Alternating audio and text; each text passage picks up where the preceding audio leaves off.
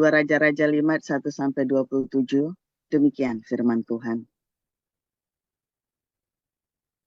Naaman, panglima Raja Aram, adalah seorang terpandang di hadapan tuannya dan sangat disayangi. Sebab oleh dia, Tuhan telah memberikan kemenangan kepada orang Aram. Tetapi orang itu, seorang pahlawan tentara, sakit kusta. Orang Aram pernah keluar bergerombolan dan membawa tertawan seorang anak perempuan dari negeri Israel.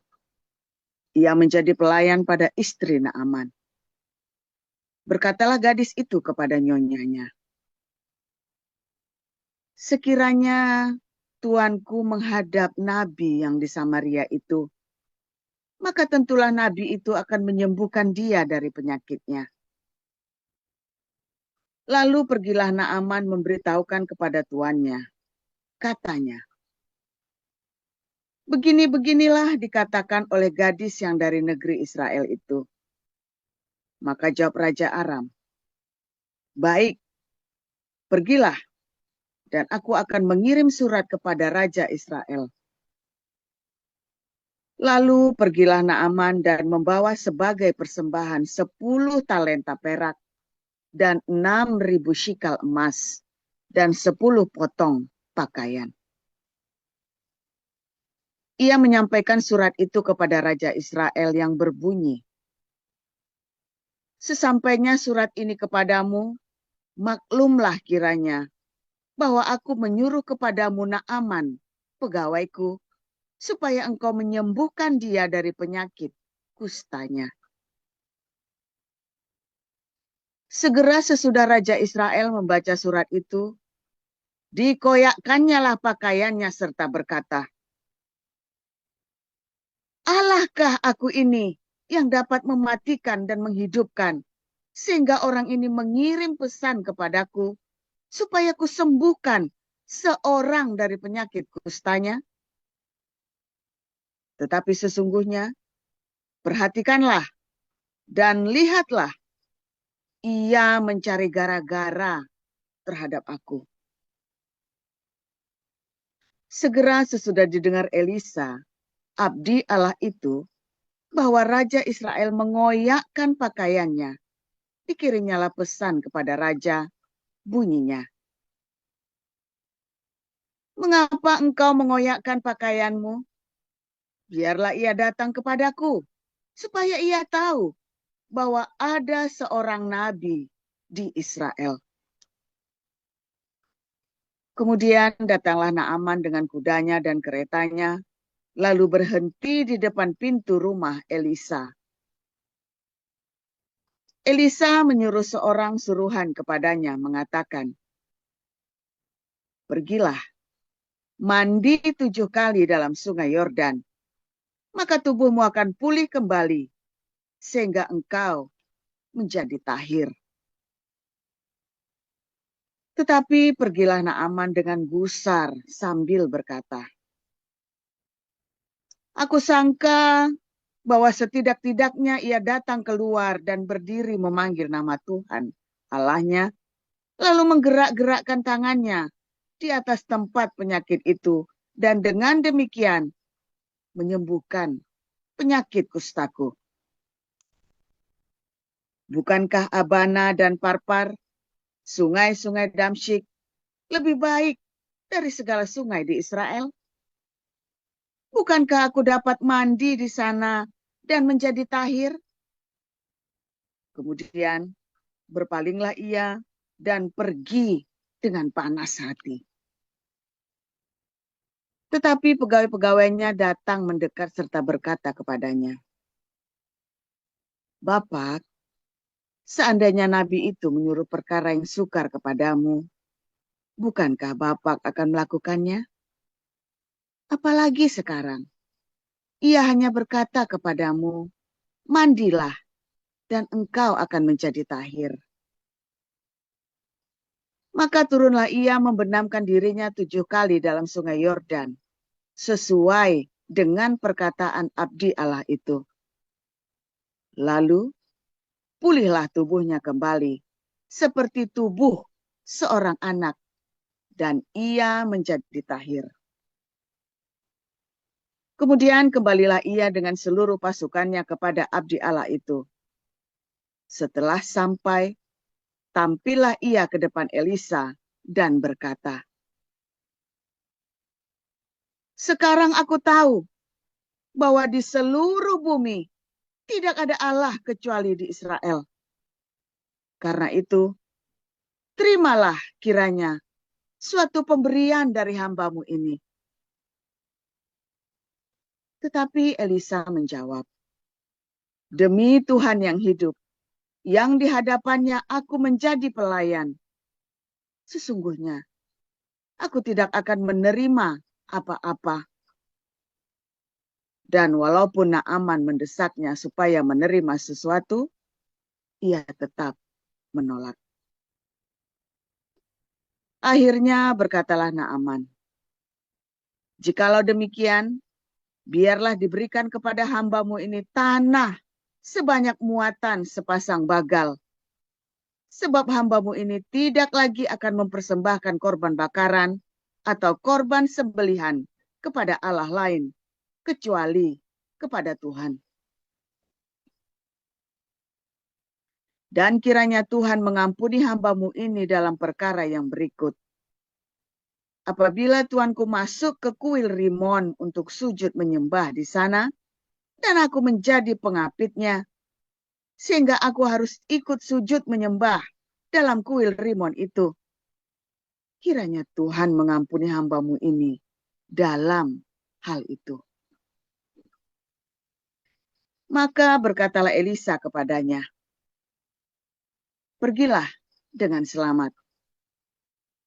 Setelah Naaman berjalan, tidak berapa jauh daripadanya, berpikirlah Gehazi, bujang Elisa, abdi Allah, "Sesungguhnya tuanku terlalu menyegani Naaman orang Aram ini, dengan tidak menerima persembahan yang dibawanya. Demi Tuhan yang hidup, sesungguhnya aku akan berlari mengejar dia dan akan menerima sesuatu daripadanya." Lalu Gehazi mengejar Naaman dari belakang. Ketika Naaman melihat ada orang berlari-lari mengejarnya, turunlah ia dengan segera dari atas kereta untuk mendapatkan dia dan berkata, "Selamat," jawabnya. "Selamat. Tuanku Elisa menyuruh aku mengatakan, baru saja datang kepadaku 2 orang muda dari pegunungan Efraim, dari antara rombongan Nabi. Baiklah, berikan kepada mereka setalenta perak dan 2 potong pakaian." Naaman berkata, "Silakan, ambillah 2 talenta. Naaman mendesak dia dan membungkus 2 talenta perak dalam 2 pundi-pundi dan 2 potong pakaian, lalu memberikannya kepada 2 bujangnya. Mereka ini mengangkut semuanya di depan Gehazi. Setelah mereka sampai ke bukit, disambutnyalah dari tangan mereka, disimpannya di rumah, dan disuruhnya kedua orang itu pergi. Maka pergilah mereka. Baru saja Gehazi masuk dan tampil ke depan tuannya, berkatalah Elisa kepadanya, "Hambamu ini tidak pergi kemana-mana." Tetapi kata Elisa kepadanya, "Bukankah hatiku ikut pergi ketika orang itu turun dari atas keretanya mendapatkan engkau?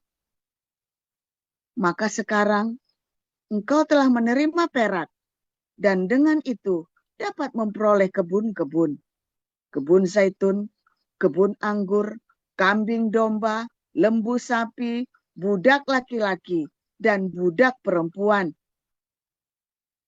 Tetapi penyakit kusta Naaman akan melekat kepadamu dan kepada anak cucumu untuk selama-lamanya." Maka keluarlah Gehazi dari depannya dengan kena kusta, putih seperti salju. Lukas 17 ayat 1-7. Demikian firman Tuhan. Yesus berkata kepada murid-muridnya, tidak mungkin tidak akan ada penyesatan, tetapi celakalah orang yang mengadakannya. Adalah lebih baik baginya jika sebuah batu kilangan diikatkan pada lehernya, lalu ia dilemparkan ke dalam laut, daripada menyesatkan salah satu dari orang yang lemah ini. Jagalah dirimu jikalau saudaramu berbuat dosa, tegurlah dia, dan jikalau ia menyesal, ampunilah dia. Bahkan jikalau ia berbuat dosa terhadap engkau 7 kali sehari, dan 7 kali ia kembali kepadamu dan berkata, aku menyesal, engkau harus mengampuni dia. Lalu kata rasul-rasul itu kepada Tuhan, tambahkanlah iman kami. Jawab Tuhan, kalau sekiranya kamu mempunyai iman sebesar biji sawi saja, kamu dapat berkata kepada pohon ara ini, terbantunlah engkau dan tertanamlah di dalam laut, dan ia akan taat kepadamu. Siapa di antara kamu yang mempunyai seorang hamba yang membajak atau menggembalakan ternak baginya, akan berkata kepada hamba itu setelah ia pulang dari ladang, mari segera makan. Bukankah sebaliknya ia akan berkata kepada hamba itu, sediakanlah makananku, ikatkanlah pinggangmu, dan layanilah aku sampai selesai aku makan dan minum. Dan sesudah itu engkau boleh makan dan minum. Adakah ia berterima kasih kepada hamba itu, karena hamba itu telah melakukan apa yang ditugaskan kepadanya? Demikian juga kamu, apabila kamu telah melakukan segala sesuatu yang ditugaskan kepadamu, hendaklah kamu berkata, kami adalah hamba-hamba yang tidak berguna. Kami hanya melakukan apa yang kami harus lakukan. Dalam perjalanannya ke Yerusalem, Yesus menyusul perbatasan Samaria dan Galilea. Ketika ia memasuki suatu desa, datanglah 10 orang kusta menemui dia. Mereka tinggal berdiri agak jauh dan berteriak, Yesus, Guru, kasihanilah kami. Lalu ia memandang mereka dan berkata, pergilah, perlihatkanlah dirimu kepada imam-imam. Dan sementara mereka di tengah jalan, mereka menjadilah tahir. Seorang dari mereka ketika melihat bahwa ia telah sembuh, kembali sambil memuliakan Allah dengan suara nyaring. Lalu tersungkur di depan kaki Yesus dan mengucapkan syukur kepadanya. Orang itu adalah seorang Samaria. Lalu Yesus berkata, bukankah ke-10 orang tadi semuanya telah menjadi tahir? Di manakah yang 9 orang itu? Tidak adakah di antara mereka yang kembali untuk memuliakan Allah selain daripada orang asing ini? Lalu ia berkata kepada orang itu, berdirilah dan pergilah, imanmu telah menyelamatkan engkau.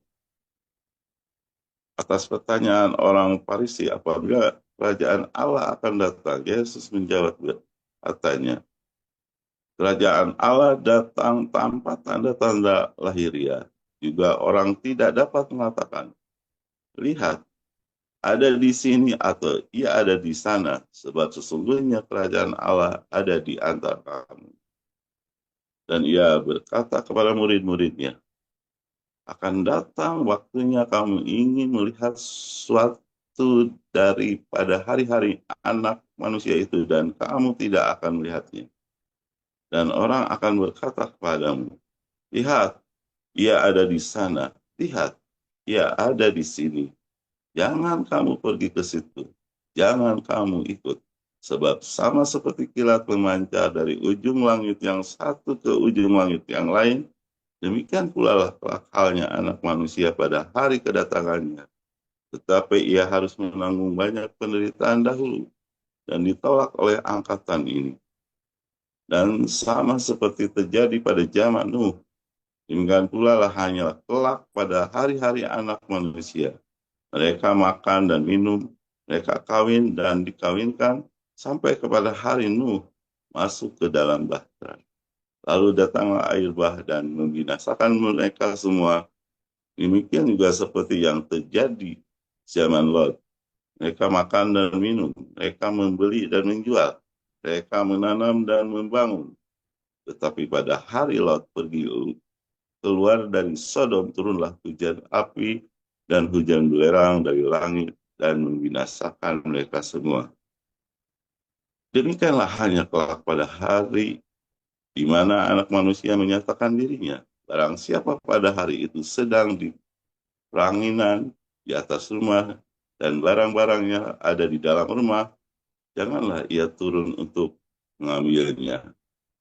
Dan demikian juga orang-orang yang sedang di ladang, janganlah ia kembali. Ingatlah akan istri Lot. Barang siapa berusaha memelihara nyawanya, ia akan kehilangan nyawanya. Dan barang siapa kehilangan nyawanya, ia akan menyelamatkannya. Aku berkata kepadamu, pada malam itu ada dua orang di atas satu tempat tidur. Yang seorang akan dibawa dan yang lainnya akan ditinggalkan. Ada dua orang perempuan bersama-sama menghilang. Yang seorang akan dibawa dan yang lain akan ditinggalkan. Kalau ada dua orang di ladang, yang seorang akan dibawa dan yang lain akan ditinggalkan. Kata mereka kepada Yesus, di mana Tuhan? Katanya kepada mereka, di mana ada mayat, di situ berkerumun burung nasar. Demikian firman Tuhan. Firman Tuhan selalu baru setiap hari. Kita semua yang menantikan Tuhan dengan penuh cinta dan pengharapan yang teguh, sabar,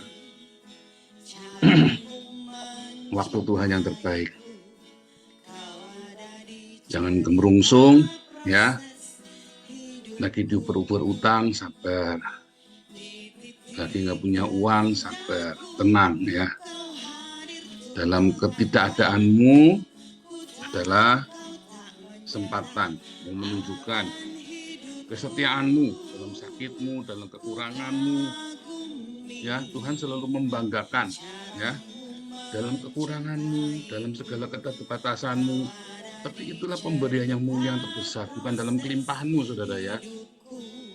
Bukan dalam kelimpahanmu, bukan di dalam segala berkat-berkatmu kamu memberi maka Tuhan bangga. Tapi dalam segala kekuranganmu kamu memberi. Apalagi dalam kelimpahan. Apalagi dalam kelimpahan kamu tetap memberi dengan sekuat tenaga, ya. Pemikiranmu, materi, tenagamu, ya, untuk bisa menyenangkan hati Tuhan. Saudara, kusta ini adalah penyakit yang mengerikan di zaman dulu, saudara, ya. Sampai sekarang juga ngeri, ya. Cuman maksudnya kalau zaman dulu tidak bisa sembuh. Kalau zaman sekarang udah ada ini, ya, ada obatnya, ya. Ada obatnya dan bahkan ada beberapa panti, ya, rumah sakit khusus kusta. Tapi zaman perjanjian lama, bahkan sampai dengan di zaman kira-kira medieval period, ya, medieval period itu antara tahun 500 sampai tahun 1500. Maka kusta ini penyakit yang masih mengerikan, saudara, ya. Kalau orang kena kusta itu berarti kena kutuk, ya. Kalau kamu kena kusta itu kena kutuk. Lalu bagaimana, ya, orang yang kena kusta ini bisa bertahan hidup? Karena nggak boleh dekat-dekat perkampungan, nggak boleh dekat-dekat sama pemukiman. Dan kalau dia dekat-dekat orang, najis, tong, dia harus bikin keributan, gitu, ya. Nah, kalau dia sampai terpaksa harus melewati jalan raya atau berpapasan dengan orang. Nah, kalau dalam dalam kultur saat itu, maka orang-orang kita ini harus pergi ke sebuah lembah atau ke sebuah kayak ini, ya, sebuah tempat pengasingan. Kalau di Indonesia itu kalau Anda melihat itu seperti kampung pemulung, nah itu, ya, kampung para gembel, gitu, ya, kumpul di situ semua tuh dan nggak boleh keluar. Lalu nanti ya bagaimana cara makannya itu di daerah yang gersang kan, ya maka ada orang-orang pemerintah yang merawat mereka atau orang-orang yang bermurah hati. Dia bawa pakai apa namanya, pakai ember gede gitu ya, pakai keranjang, dilempar tuh rotinya dari atas tebing gitu ya, dari atas tebing. Atau pakai kereta ya, dia masuk dia lewat, oh dilempar begitu aja kayak buang sampah rotinya. Lalu mereka berebut itu ya makan roti. Kusta itu benar-benar sangat mengerikan sebenarnya. Dan orang yang kena kusta itu kadang sudah nangis Mumbai. Dia nggak bisa pulang ke rumahnya, dia tidak bisa ketemu dengan karena akan menular. Dan kalau ketahuan, wah itu bisa dirajam pakai batu tuh saudara kalau ketahuan masuk kota. Tetapi kalau kita menuliskan kepada kita, seringkali orang-orang kusta ini yang justru menjadi berkat bagi orang Israel, ya. Sudah ingat pertempuran ketika Israel dikejar ya, dikepung oleh tentara Aram itu kan. Maka yang menyelamatkan orang-orang Israel ini setelah dikepung, udah nggak ada makanan sampai nyembelih anak segala apa, sampai ada ini ya, saudara, ada yang orang nyembelih anak segala macam ya, makan gitu ya bayinya ya.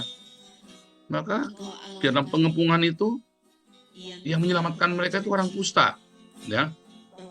Ingat ada prajurit yang tidak percaya kepada Elisa bahwa besok secupak gandum sedinar, secupak jelai 3 cupak jelai sedinar. Nggak mungkin, mahal sekali gitu ya.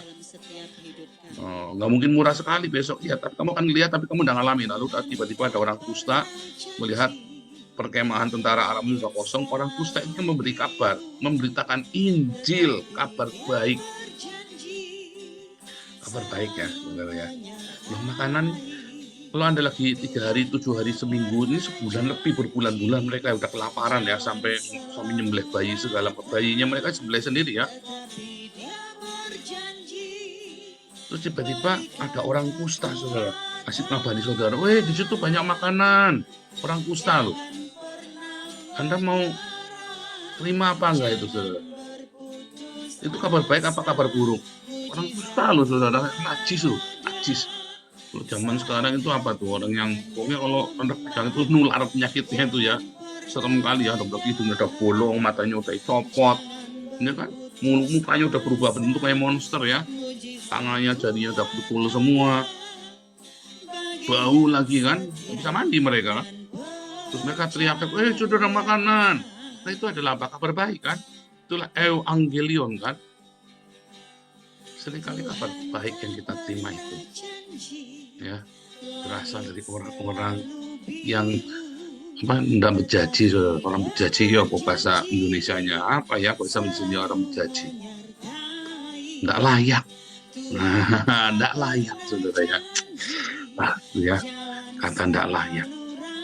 Saya sering dihina orang tidak layak ya saudara ya. Kamu ini penjahat, kamu ini begini, tidak layak. Saya ini penjahat kriminal saudara ya. Saya ini tidak layak. Tetapi kita kumpulkan uang sekuat tenaga ya, buat kasih makan ribuan orang ya saudara ya. Orang kriminal ini saudara yang dipercaya Tuhan memberikan kabar baik, kasih makan setiap hari ya saudara ya. Tidak layak. Itu loh ya saudara ya. Saya lah orang-orang kusta itu saudara ya. Saya ini orang kusta itu yang tidak layak. Makanya saudara ya, seringkali Tuhan tidak pakai ketika kamu lagi kaya, kamu lagi sehat. Tuhan pakai kamu justru lagi sakit, lagi miskin, ketika kamu lagi jatuh. Kalau gitu kita sama-sama jatuh dalam dosa apa ya, goblok saudara. Kalau orang lagi tidak jatuh ya jangan dijatuh-jatuhin. Kalau gitu kita bikin bangkrut aja Pak ya jangan, goblok saudara. Siapa yang mau bangkrut? Saya sudah goblok-gobloknya saya. Pilih mana Pak? Miskin tapi dipakai Tuhan, apa kaya ya tapi nggak melakukan apa-apa? Saya tetap pilih kaya dan dipakai Tuhan. Kayak kemarin kan pertanyaan, Anda mau pilih Lazarus yang miskin di pangkuan Bapak Abraham atau orang kaya yang di Hades? Ya kan? Tapi pada kenyataannya justru ketika kita lagi kelimpahan, kita tidak berbuat apa-apa saudara. Berapa banyak kalian berkelimpahan saat ini pelit, pikir, wah keenakan itu, orang itu keenakan kalau dikasih. Saudara, yayasan Damaris duitnya lagi habis, sudah habis saudara ya. Karena kita kan kemarin kita maksimalkan kan supaya bisa push ya, jadi bukan 1.000 ya, kita coba bisa 1.000 sampai 2.000 kita berkali-kali ya. Habis duitnya langsung mentok.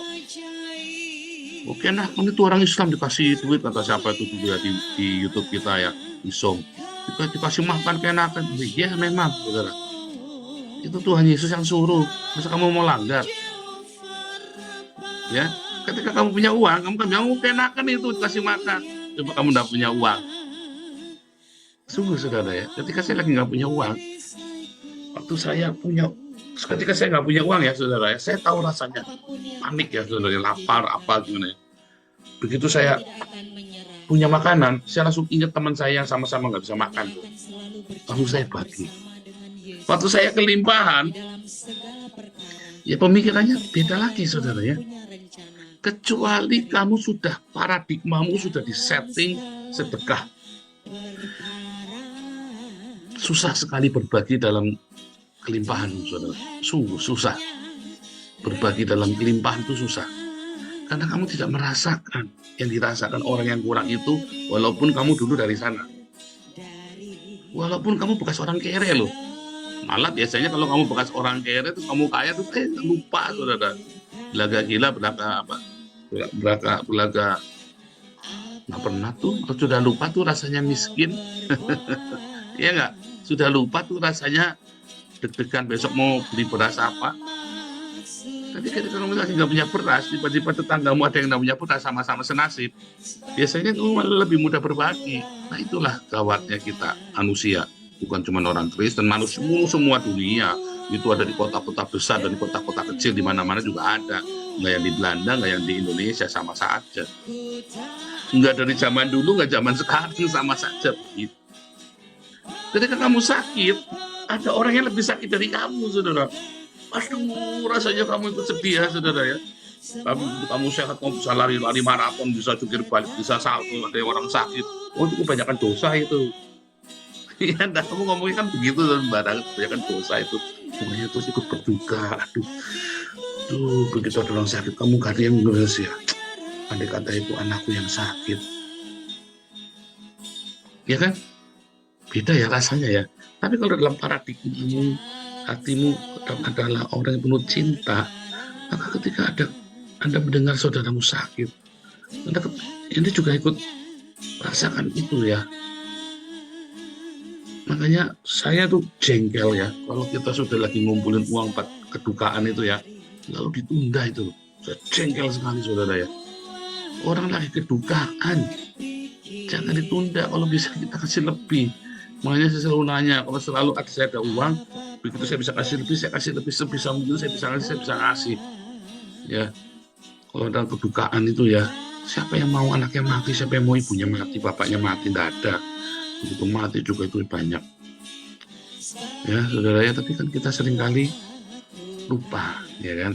Lupa. Jangan ya, saudara, kita harus selalu merasakan. Makanya seringkali Tuhan kasih lama-lama kita miskin, kasih lama-lama sakit, supaya kita, mumpung kita ada di posisi itu, kita banyak berbagi, ngumpulin poin di surga, saudara. Ngumpulin poin di surga, rasanya aneh ya. Iya, sebab begitu kamu nanti kaya, kamu lupa. Nggak mungkin, Pak, bohong. Jangan ngomong nggak mungkin, saudara. Hanya 1 dari 10 orang. Hanya 1 dari 10 orang yang tahu diri. Tuhan Yesus sudah kasih perumpamaan itu, 1 dari 10 orang kusta. 1 dari 10 orang kusta yang disembuhkan, yang tahu diri. Itu pun yang 1 itu orang Samaria yang dianggap orang yang nggak benar. Rumang sarak benar. Ya kan? Oh, ini kan hakku untuk menikmati. Ya itulah. Rumang sarak benar. Tuh aku ya orang berdosa, aku ya bagi. Saudara, kalau orang nanya sama saya, kamu bangga, kamu kok pamer-pamer perasaan hebat. Saya ini penjahat, penjahatannya, saudara. Saya ini penjahat. Sampai kapanpun saya akan dicap penjahat. Sampai kapanpun orang begitu, ya, korek-korek masa lalu saya, oh, itu penjahat. Sampai pas stempel itu akan tetap ada. Ya kan? Oh iya, ada gimana? Ya udah, sebenarnya saya penjahat. Rumangsa saya ini penjahat. Ya, rumangsa saya ini penjahat. Saya dulu, kenapa saya bikin jahat? Ya karena kepaksa. Ya udah, saya tak bikin baik sekarang. Apakah supaya stempel penjahat itu hilang? Enggak juga. Karena saya tahu rasanya ketika saya jadi penjahat itu seperti apa. Dan mengapa saya jadi jahat. Makanya saya ingat apa yang bisa kita kumpulkan sekarang, yuk kita kalau bisa kita bagi. Ya, iya kan begitu saudara. Tapi banyak orang, ya, rumangsa dia susah, dia tidak merasa susah. Merasa susah, dia malah mengklaim janji Tuhan untuk kelimpahan tanpa menyadari sebenarnya ketika dia susah pun dia bisa membagi berkat. Sebenarnya tidak susah-susah amat. Tapi kan kita klaim janji Tuhan. Kamu klaim janji Tuhan, tapi jangan lupa apakah orang-orang miskin ini berhak mengklaim berkat yang kamu miliki? Karena Tuhan mengajarkan kita sebetulnya dunia ini lebih dari cukup. Tuhan sudah begitu adilnya kasih dunia ini kepada kita supaya kita belajar berbagi. Jadi jangan biarkan mereka berdoa dan tidak mendapatkan jawaban doanya, sebab jawaban doa mereka itu adalah Anda dan saya. Ya. Jawaban doa mereka itu Anda dan saya, saudara. Orang-orang di pinggir jalan yang Islam yang kita tidak jelas itu orang siapa itu ya. Jawaban doa mereka, Tuhan tunjukkanlah jalan yang lurus, Siratal Mustaqim. Anda dan saya lah Siratal Mustaqim. Oh Yesus Pak, bukan. Kamu dan saya jangan kejauhan Yesus. Bagaimana kamu menunjukkan Yesus kepada mereka? Kamu aja pelit, pikir. Kamu, ketika kamu kasih makanan orang kusta ini, jaga buka, ada makanan banyak sekali. Ini orang-orang kusta. Ngasih tahu ada banyak makanan, ya kan? Artinya ketika kamu memberi makan itu adalah kabar baik, itulah Injil. Tidak ada Injil yang lebih indah daripada kamu sudah sebulan tidak makan, tiba-tiba dikasih tahu makan, woi ada makanan. Enggak. Bahkan Injil yang kamu baca, retorik kamu itu ya, karena begitu besar kasih Allah akan dunia, hingga diberikan anak yang tunggal. Oh, itu kabar yang indah. Kalau kamu punya utang, ya, dan hari jatuh tempo, sudah mau ditaklik mobilmu, lebih indah Yohanes 3 ayat 16, apa lebih indah kamu bisa bayar cicilan mobil, saudara kata. Cicilan mobilnya mau dibayari, lebih indah mana kabarnya, saudara? Oh, lebih indah Yohanes 3 ayat 16, wah, bohong kamu. Lebih indah ada orang bayarin cicilan mobil. Apalagi kamu nggak makan sudah 1 bulan. Lebih indah Yohanes 3:16, apa lebih indah? Ini dikirim beras nih, dapat jatah beras 50 kilo dari Damaris. Dapat jatah nih beras dari Embun Pagi. Lebih indah mana kabarnya, saudara? Lebih indah Yohanes 3:16, apa lebih indah nasi bungkusnya Damaris, saudara? Lebih indah nasi bungkusnya Damaris. Jangan bohong, saudara. Saya pernah nggak makan 7 hari, nggak punya duit. Segala Injil segala ayat yang paling indah pun tidak ada seindah ketika saya tiba-tiba dijak, weh, Paul, ngapain lo? Ya, di rumah kamu ngapain lagi? Belajar. Makan yuk. Mana makan? Tuh, lagi pesta ulang tahun. Kamu dipanggil, lo sudah datang. Itu kabarnya lebih indah dari Yohanes 3:16, saudara. Sudah 7 hari nggak makan saya. Enggak? Enggak, benar, saudara. Jangan bilang enggak benar. Itulah kabar baik, itulah Injil yang diberitakan para orang kusta ini. Ya. Sebab ketika kamu diberkati dengan melimpah, belum tentu kamu adalah orang satu dari orang kusta yang berterima kasih itu loh. Belum tentu, saudara. Sekarang ini saatnya kamu merasakan penderitaan itu. Ketika kamu sakit, ketika kamu kekurangan, kamu banyak berbagi. Sekarang saatnya. Apalagi kalau kamu sedang kelimpahan dan sedang sehat, dan kamu mendengar renungan ini pada pagi hari ini, diingatkan kembali, ya. Tuhan Yesus memberkati.